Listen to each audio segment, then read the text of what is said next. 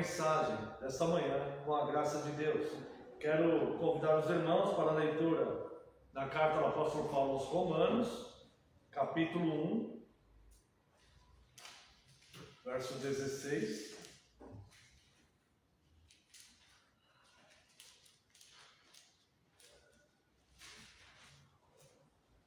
Carta aos Romanos, capítulo 1, verso 16. Pois não me envergonho do Evangelho, porque é o poder de Deus para a salvação de todo aquele que crê, primeiro do judeu e também do grego. E também a leitura no Evangelho de Lucas, capítulo 14,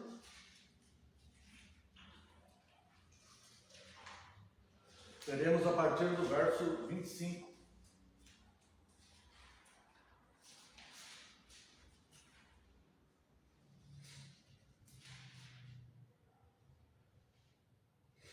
Lucas 14, 25.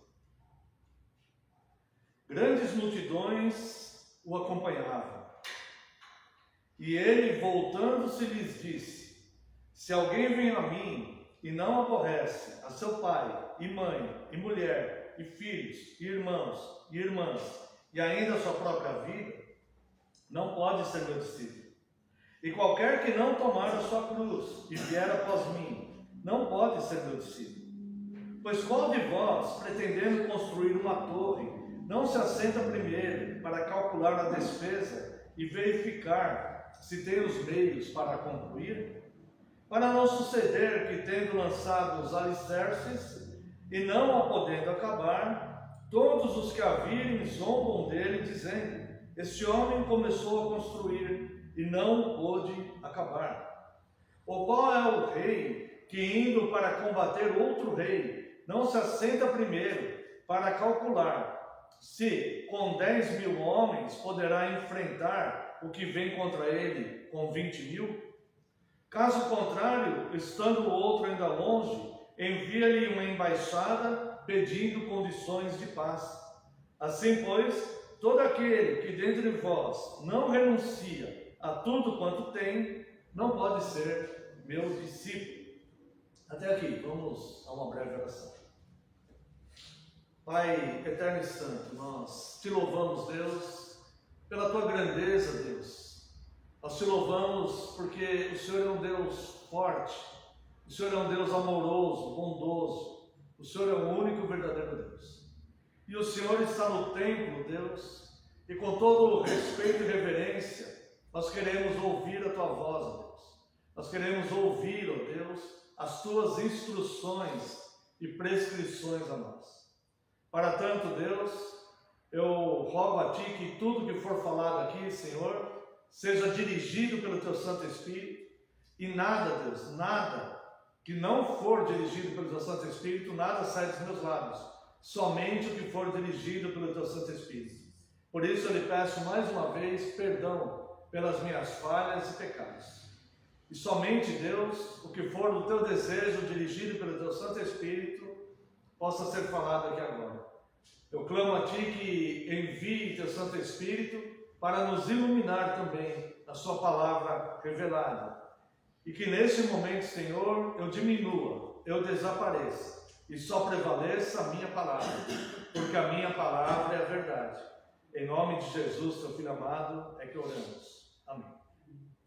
Amada Igreja do Senhor Jesus Cristo, venho vos proclamar Cristo, o médico dos médicos.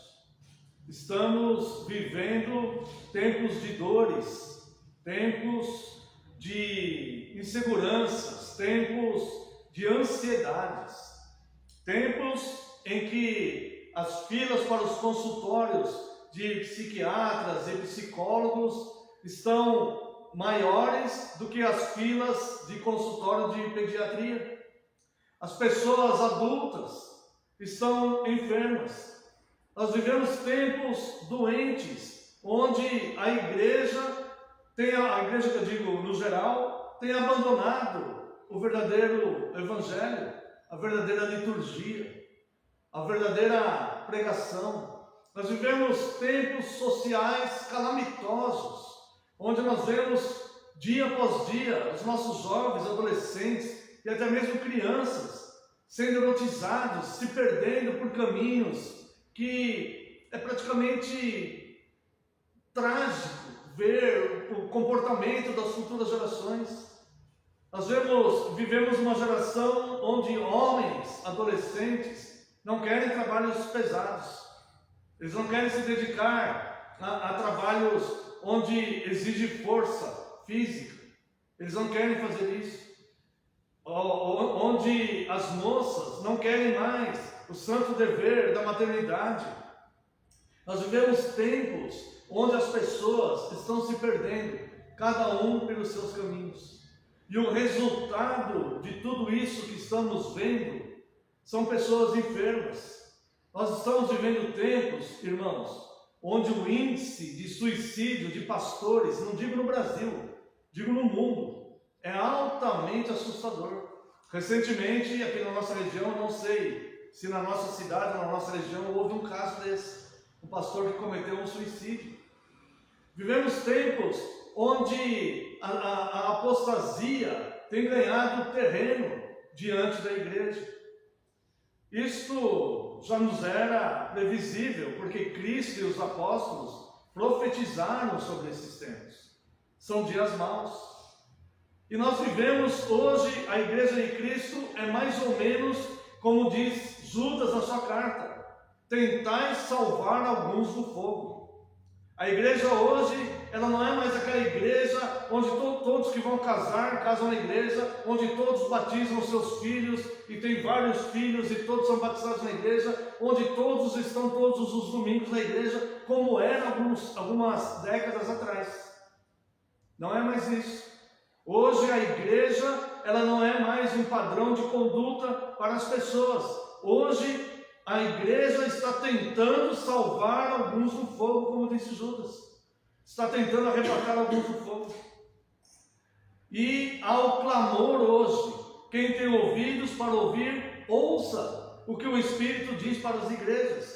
Porque a sociedade apostatou totalmente da moral e dos bons costumes que Cristo nos ensinou. Abandonaram o amor fraterno em troca do, como é que chama? Auto-amor, não é auto-amor, tem um nome, né? Amor próprio. Onde o meu bem-estar está acima de todos. Como se estivéssemos vivendo no hedonismo, onde o bem-estar é o bem supremo, é o objetivo e que vai levar à felicidade. Não vai. A história já comprovou que não vai levar à felicidade. Mas as sociedades ocidentais estão se lançando ladeira abaixo. E isso tem causado feridas nas pessoas. É comum encontrarmos pessoas bastante abaladas emocionalmente. É muito comum. Vemos pessoas sem esperança. Vemos pessoas sem direção. Vemos pessoas sem alegria. Nós estamos tendo contato com essas pessoas, irmãos, dia após dia. Cada ser é um universo. A maioria desses universos individuais de cada ser está contaminado com a mentira de Satanás, com a mentira do mundo, com a mentira dos poderosos. E muitas pessoas estão machucadas caminhando por aí. Elas estão nas filas do mercado conosco, elas estão dentro do circular conosco, elas estão nos aviões conosco, elas estão na fila da padaria, elas estão na nossa sociedade. E nós nem sequer sabemos o que fazer com essas pessoas. Porque as pessoas não querem ser pastoreadas, as pessoas rejeitaram o Evangelho. As pessoas não querem ouvir falar de Deus. O falso evangelho que chegou alguns anos atrás aí, fez um verdadeiro estrago, onde as pessoas de fora pensam que todas as igrejas são como eles são, correndo atrás de lucros e benefícios. Então, irmãos, os tempos são maus, os dias são maus. E a palavra de Deus diz: cuida de ti mesmo e da igreja de Cristo. Isso que a palavra de Deus diz. O apóstolo Paulo diz isso a Timóteo: cuida de ti e da igreja de Cristo. nós vemos então um complexo grupo de pessoas que estão cada vez mais se perdendo. Nós podemos ver isso pelos noticiários, nós podemos ver isso nas redes sociais, e agora estamos vendo isso nas nossas ruas, na nossa vizinhança, na nossa família. Estamos tendo contato direto com pessoas assim, que estão, de fato, irmãos, se perdendo, mas antes de se perder, sofrendo com suas decepções e frustrações. Então nós vemos que há uma doença emocional, uma doença espiritual, uma doença que está afligindo muitas pessoas. E é sobre isso que eu quero falar com os irmãos. Nós lemos no texto de Romanos capítulo 1, verso 16, que Paulo diz: não envergonhe do Evangelho, pois ele é o poder de Deus para a salvação, primeiro do judeu, como também do grego. Ou seja, é o poder de Deus para salvar as pessoas. Quando nós vemos quase que invariavelmente sermões sobre Romanos 1,16, normalmente as pessoas se detêm no não me envergonhe do Evangelho. Você não pode se envergonhar do Evangelho, porque senão Cristo se envergonhará de você. Isso é uma realidade bíblica, de fato. Mas eu quero mencionar a segunda parte do versículo. Porque ele, o Evangelho, é o poder de Deus. E por que o Evangelho é o poder de Deus? Porque o Evangelho, ele nos tira das garras da tirania do mal. Porque o Evangelho nos ensina a não alimentar mágoas, não alimentar rancores, não alimentar ódios.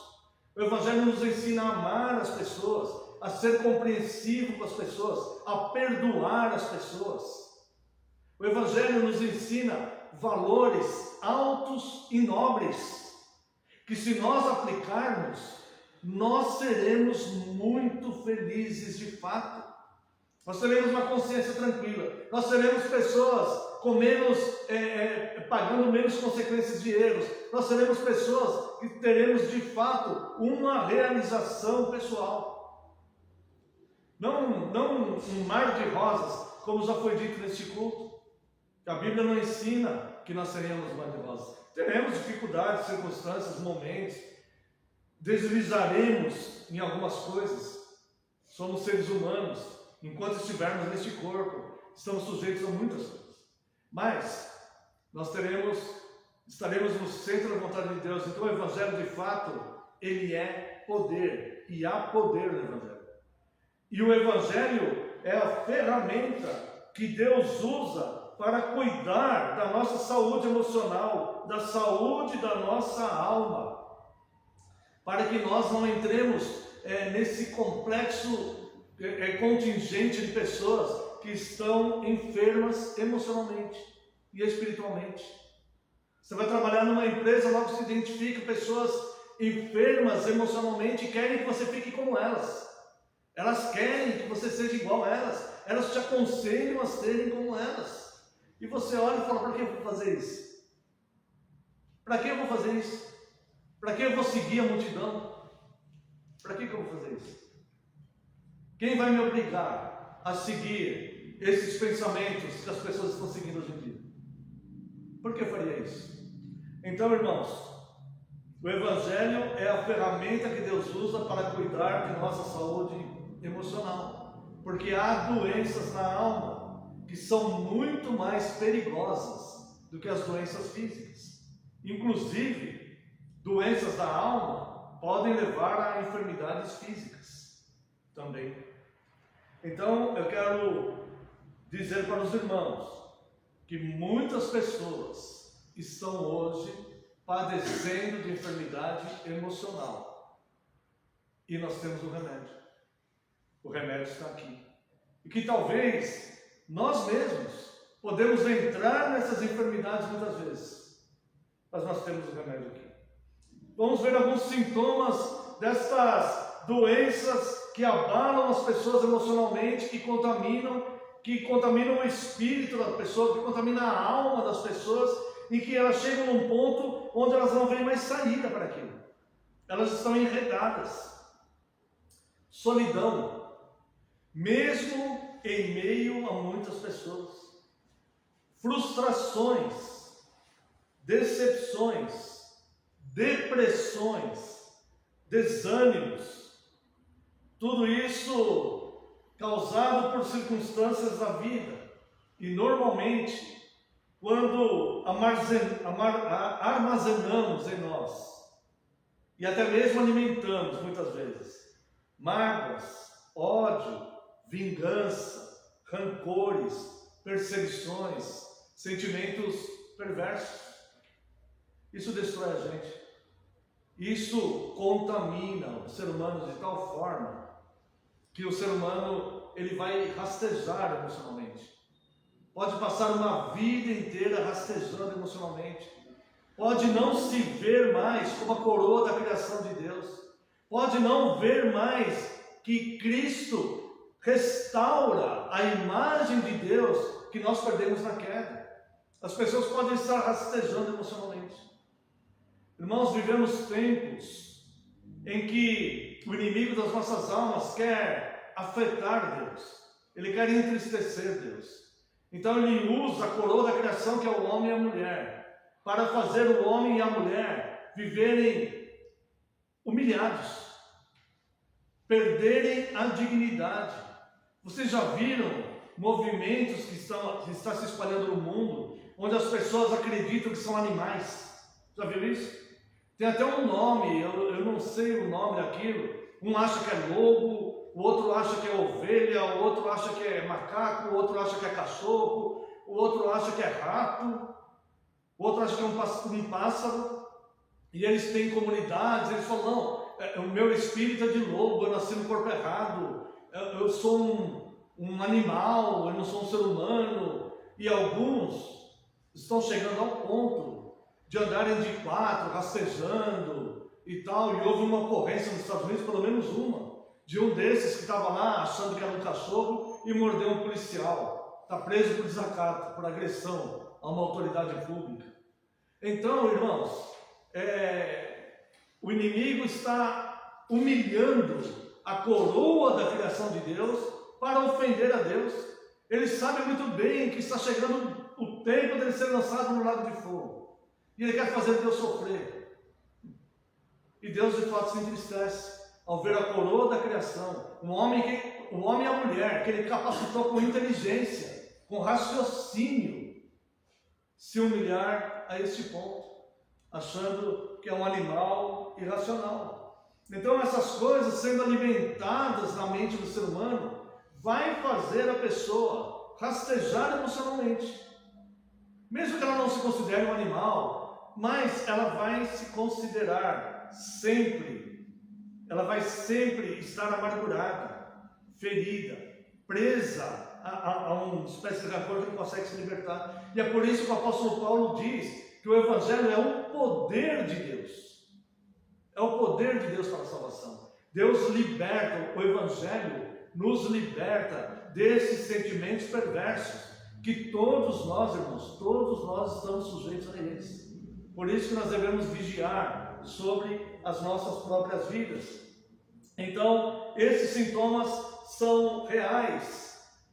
Solidão, frustrações, depressões, desânimos, decepções causadas pelas circunstâncias da vida, que vão gerar mágoas, e nós muitas vezes vamos alimentar mágoas. Precisamos do poder de Deus para nos libertar deste mal interno. A prevenção é um texto que eu leio várias vezes para os irmãos, mas lerei de novo nesse sermão, se assim Deus me permitir. Filipenses capítulo 4, verso 8. Essa é a prevenção. Filipenses 4, 8. Finalmente, irmãos, tudo que é verdadeiro. Se o apóstolo chama atenção para pensarmos no que é verdadeiro, é porque o que é falso está galopando por aí. Existe o que é falso.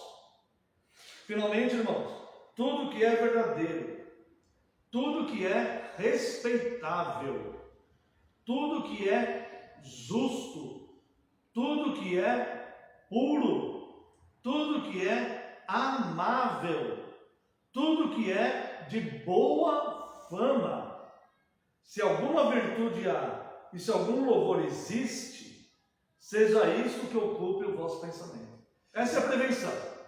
Aqui é a prevenção para nós não sermos contaminados com as doenças da alma. Certo?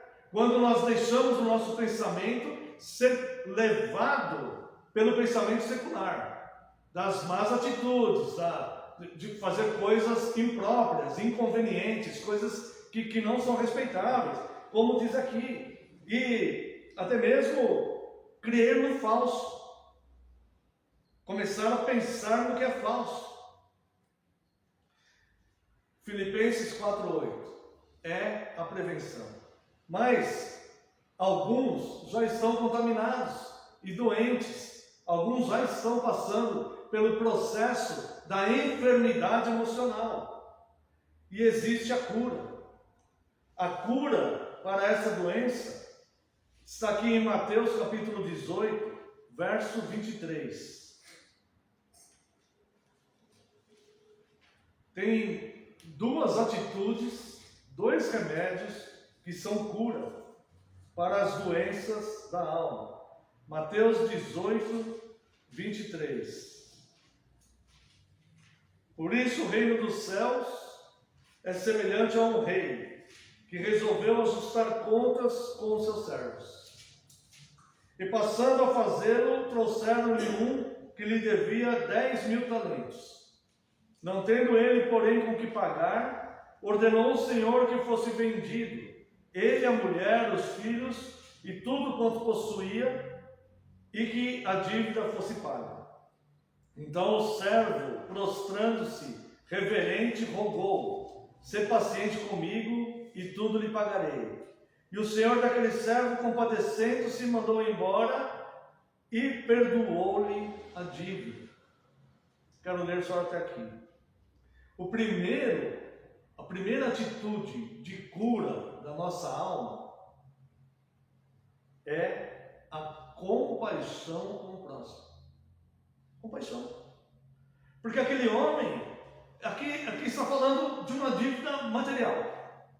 Certo? Foi o exemplo que Cristo lhe deu aqui. Aquele homem devia muito para aquele outro.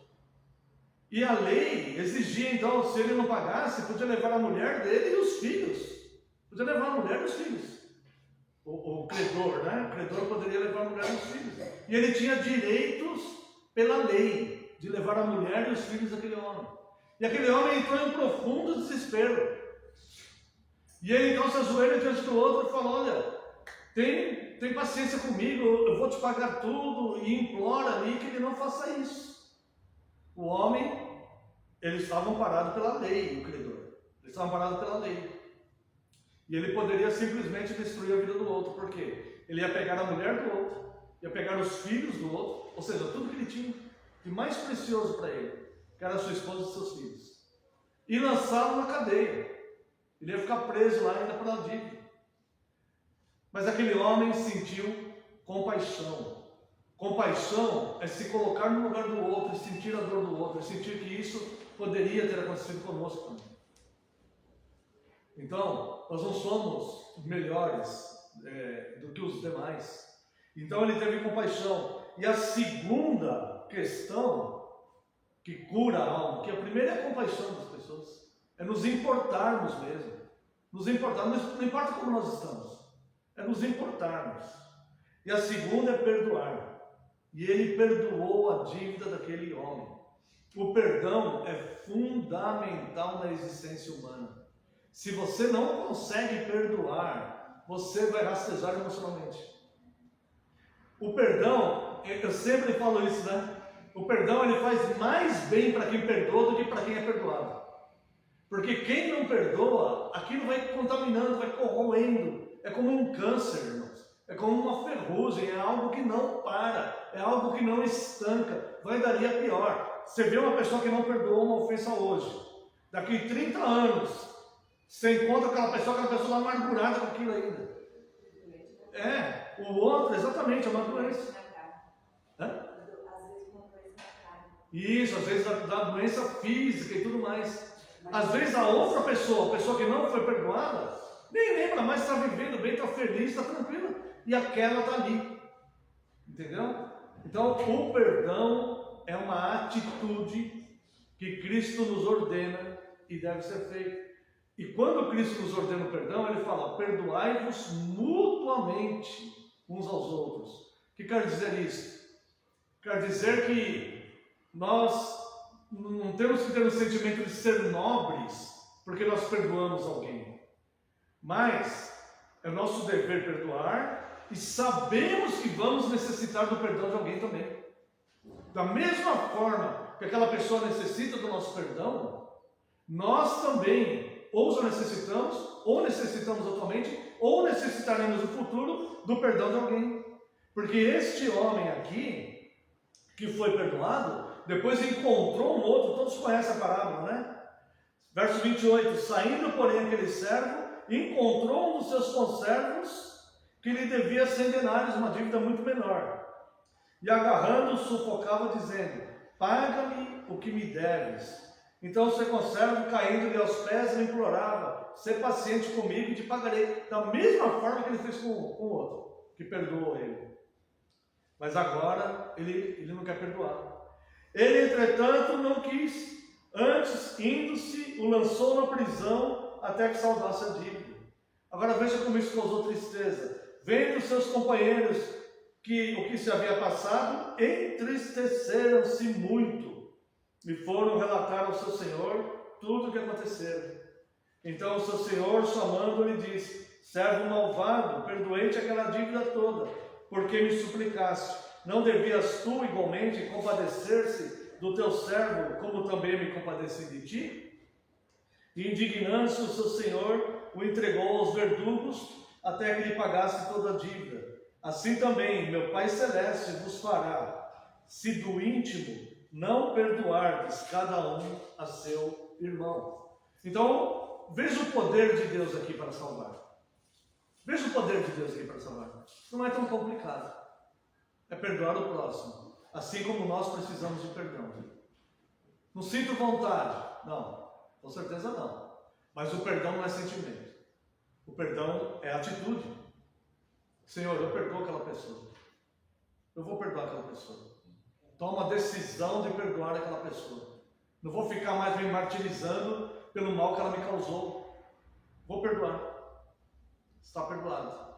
Esse é o poder de Deus.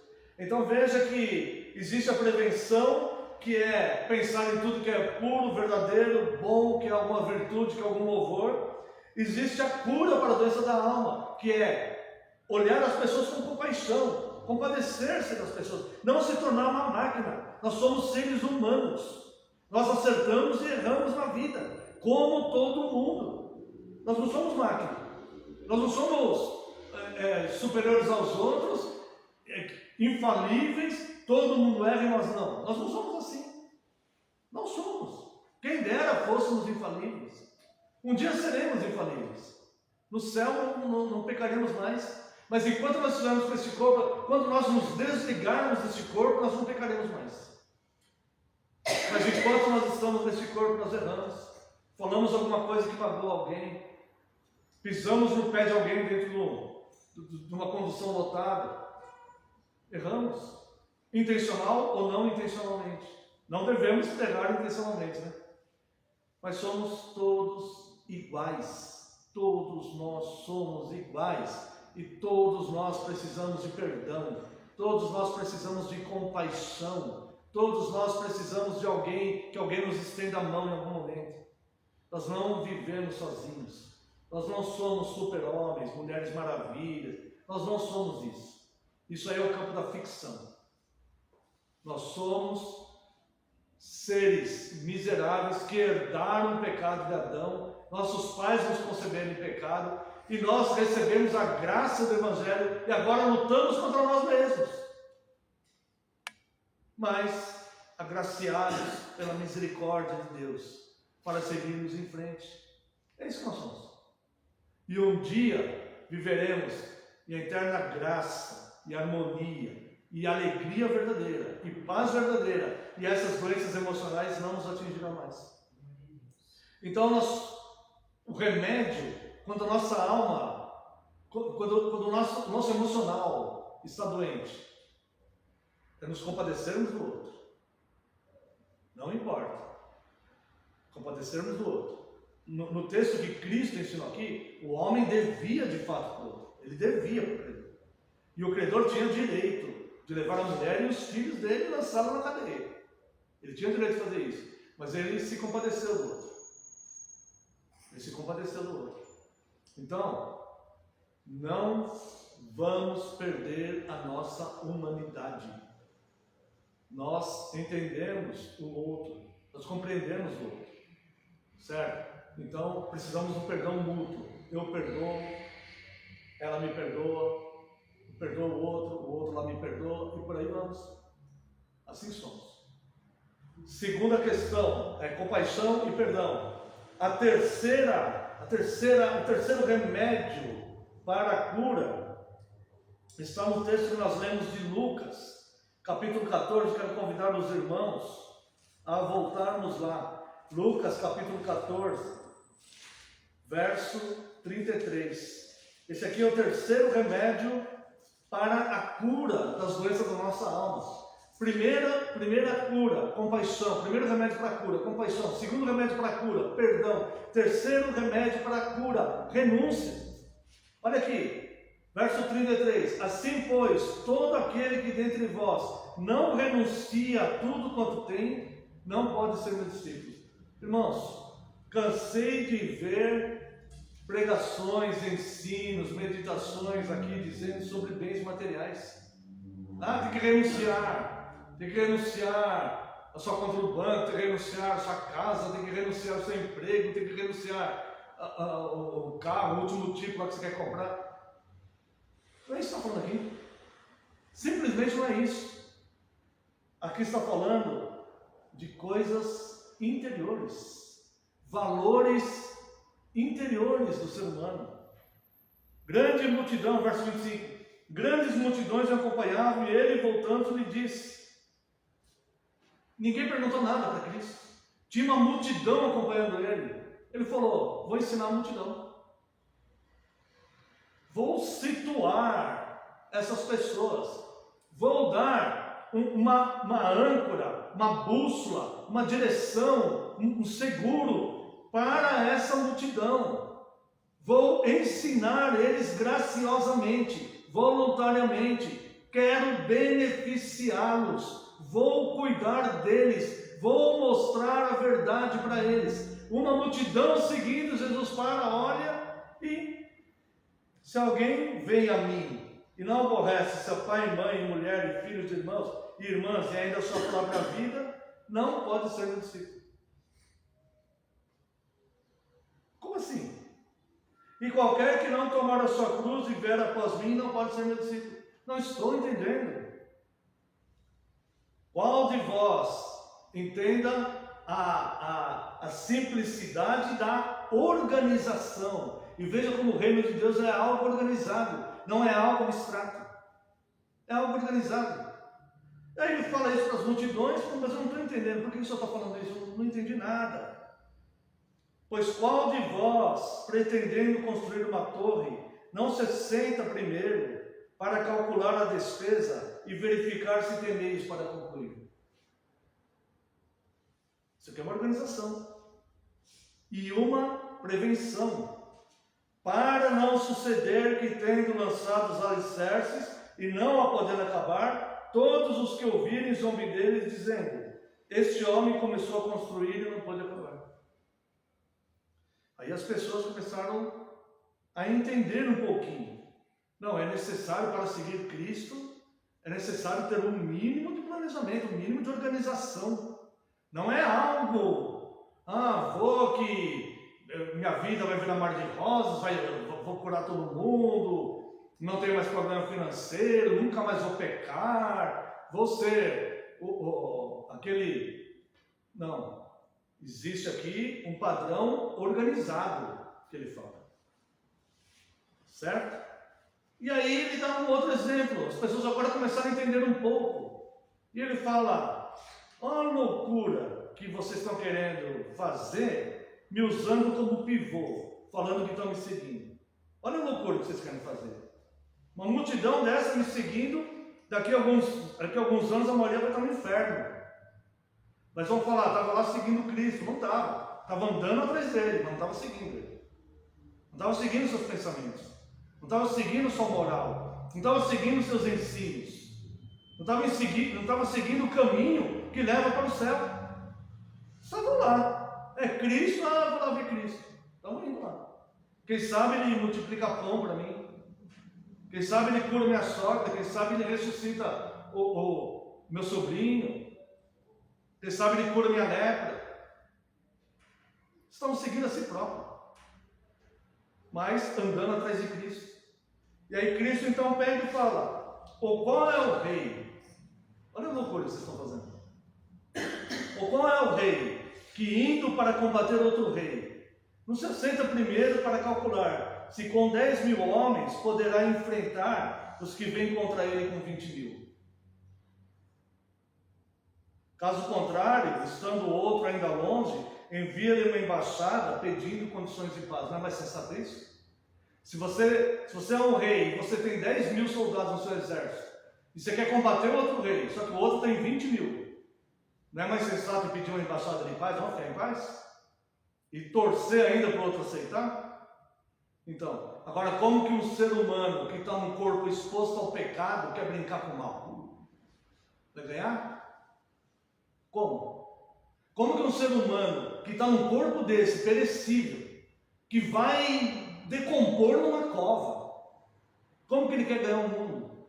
Como que ele quer satisfazer todos os seus desejos? Como que ele acha que ele pode pisar em cima das pessoas para ganhar uma promoção numa empresa? Para ser eleito um cargo público?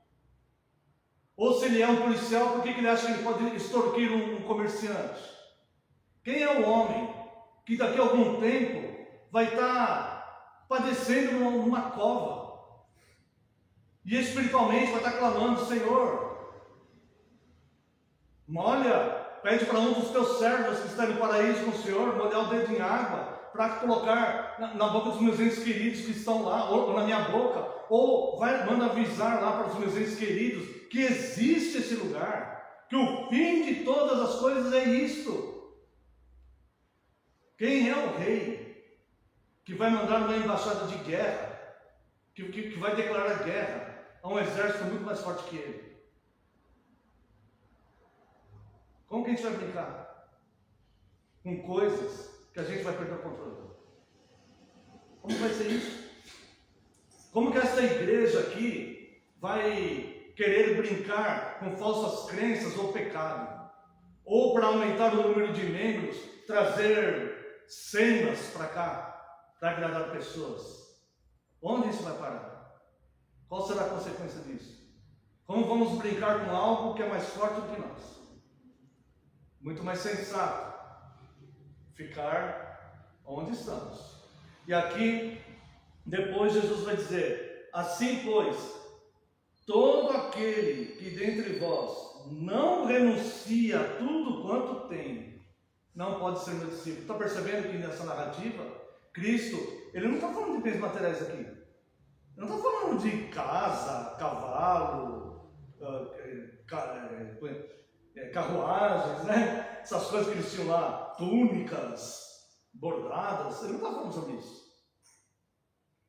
Ele está falando do que está dentro da gente. Ou seja, quem não renuncia o egoísmo, as impurezas, a malícia, as falsas crenças, as mágoas, os rancores, o ódio, o sentimento de vingança, quem não renuncia a essas coisas, não pode ser discípulo de Cristo. Porque Cristo é exatamente o contrário de todas essas coisas.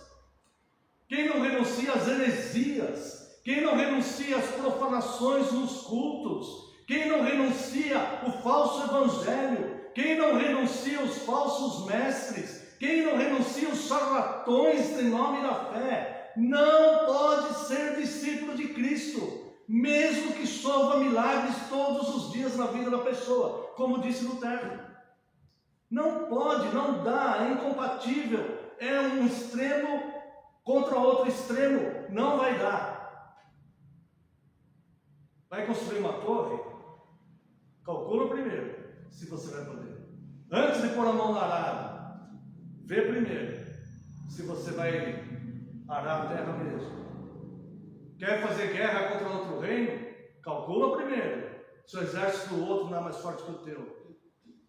Cuida de ti mesmo e da igreja de Cristo.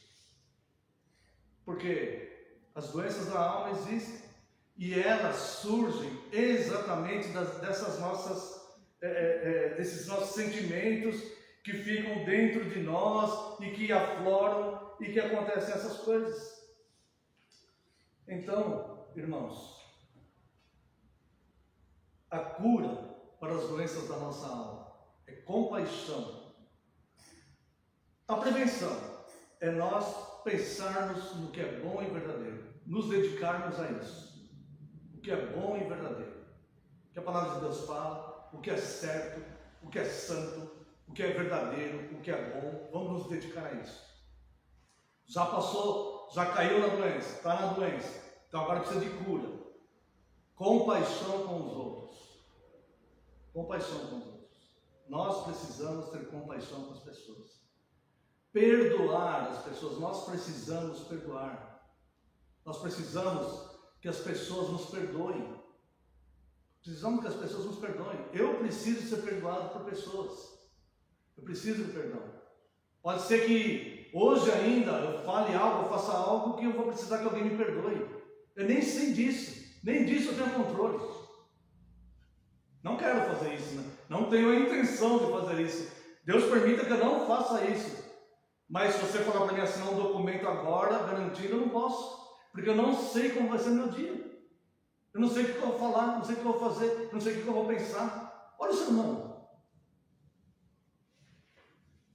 Então, a cura é a compaixão, é o perdão e é a renúncia.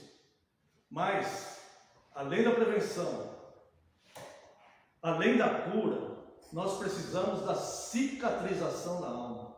Porque senão, essas doenças virão e nos contaminarão de novo. Se nós não deixarmos cicatrizar a nossa alma, o nosso emocional, para que essa ferida não inflame mais, nós possivelmente seremos contaminados de novo. E temos aqui a cicatrização em 1 Pedro, capítulo 1, verso 22.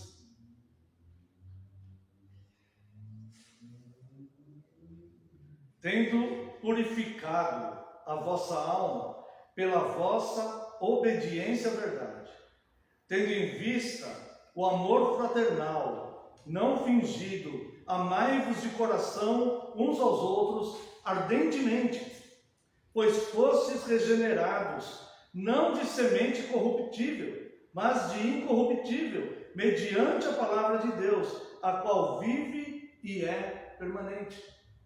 A cicatrização da alma é a obediência. Mas note uma coisa muito importante aqui nesse texto. Não é qualquer obediência. Não é a obediência ao que as pessoas acham. Ah, o meu pastor acha isso. Não, não é obediência ao homem, não. Não é a obediência ao que você acha. Não é a obediência ao que alguém que influencia tua vida, teu pai e tua mãe, ela acha. Não. É obediência à verdade. Essa é inquestionável, esta é única, esta é inviolável, esta é auto-revelativa. Verso 22. Tendo purificado a vossa alma. Aqui que vai cicatrizar. Tendo purificado a vossa alma pela obediência à verdade. Essa é a cicatrização. Porque você pode... Se você está com a sua alma doente por causa de mágoas, rancores, ódio, qualquer outra coisa, qualquer sentimento ruim que está devastando você, certo? Você pode se compadecer, você pode perdoar, você pode renunciar ao que está acontecendo dentro de você, ou eu dentro de mim. Podemos fazer isso. Mas se nós não cicatrizarmos a nossa alma, essas coisas vão voltar. Sabe por quê? O coração que bate aqui é o coração de carne. Porque as células que estão correndo aqui são células de um corpo humano corruptível. Porque o gene da minha natureza foi concebido em pecado. Eu já nasci assim. Então, eu preciso cicatrizar a minha alma. E como que eu faço isso? Tendo purificado a vossa alma pela obediência à verdade. A obediência à verdade é a asepsia que vai tirar toda a contaminação.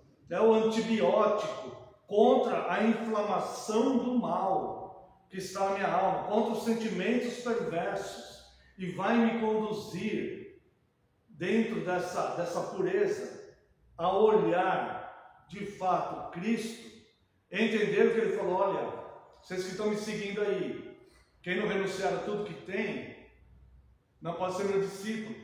Eu falo: sim, Senhor, estou entendendo o que o Senhor está falando. E quando aquela multidão começar a dispersar, e aquela multidão começar a abandonar, e aquela multidão que estava seguindo Cristo, e quando Cristo fala um negócio desse, joga um balde de água fria em cima de todo mundo, e quando aquelas pessoas começam a abandonar, continuo seguindo ali, porque houve a cicatrização da alma. Esse é o fiel, esse é o que persevera, esse é o verdadeiro. Não há garantia nenhuma que ele não vai errar, mas é o que está no caminho, é o que está seguindo a Cristo, e é o que vai chegar lá, pode ter certeza disso. Porque o apóstolo Pedro, mais para frente, ele vai falar: assim vos será aberto com toda suficiência a tua entrada no reino dos céus. Portanto, desenvolvei a vossa vocação e eleição, desenvolvei a sua salvação, perseverando neste caminho da fé. Quero concluir dizendo que há cura para você e para mim, a cura para a nossa alma. Não importa se nós merecemos ou não merecemos as doenças que contaminaram a nossa alma. Não tem questão mais isso. O fato é que a alma foi contaminada e precisamos de cura. Ou se ela for um dia, vamos precisar de cura. Há cura para nós. Tá? Não importa como morreremos, mas importa como viveremos. Romanos 1,16. O poder de Deus. Vamos viver seguindo o Evangelho, que é o poder de Deus, para nos tornar a alma pura, a fé renovada, nos fazer nova criatura.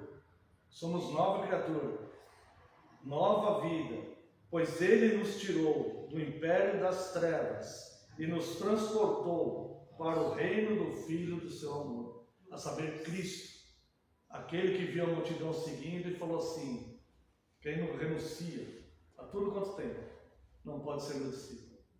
Então, o que é próprio de nós são os maus desígnios do coração. Isso é próprio de nós. O que é próprio dele é pureza e santificação.